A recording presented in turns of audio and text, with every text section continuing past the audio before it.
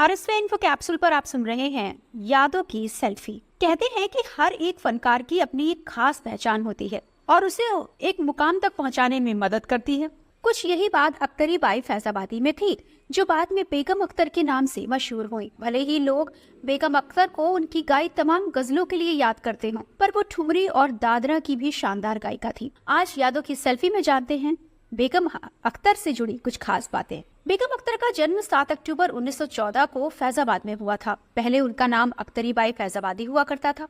वो गजलें, ठुमरी और दादरा गाती थी। 15 साल की उम्र में बेगम अख्तर ने अपनी पहली स्टेज परफॉर्मेंस दी थी। इस दौरान सरोजनी नायडू ने भी उनके गानों की काफी प्रशंसा की थी। पर्सनल लाइफ की तरफ रुख करें तो उन्होंने साल 1945 को इश्तियाक अहमद अब्बासी से शादी कर ली और अपना नाम बेगम अख्तर कर लिया। बेगम अख्तर गालिब, फैज अहमद फैज, जिगर मुरादाबादी, शकील बदायूनी और कैफे आजमी की लेखनी से ज्यादा प्रभावित थी। वो अधिकतर समय तो अपने गाने खुद ही कंपोज करती थी और क्लासिक गाने पर राग बनाती थी। उन्हें कला के क्षेत्र में बेहतरीन योगदान के लिए भारत सरकार द्वारा संगीत नाटक अकादमी, पद्मश्री और पद्म भूषण जैसे सम्मानों से भी नवाजा गया।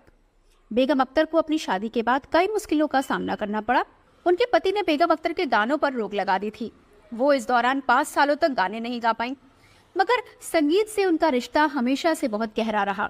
अपने करियर के अंतिम दिनों में जब वो बीमार चल रही थी तो डॉक्टर्स ने भी उन्हें गाने से मना कर दिया था, मगर इसके बाद भी उन्होंने परफॉर्मेंस दी। मगर अफसोस, अहमदाबाद का कॉन्सर्ट उनके जीवन का आखिरी कॉन्सर्ट साबित हुआ।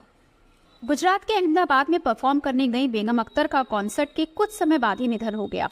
30 अक्टूबर 1974 को 60 साल की उम्र में वो ये दुनिया छोड़ गईं। लेकिन आज भी दुनिया में उनका नाम शान के साथ लिया जाता है। तो ये थी यादों की सेल्फी। ऐसे ही सेल्फीज पर हर रविवार आपसे मिलते रहेंगे। नमस्कार।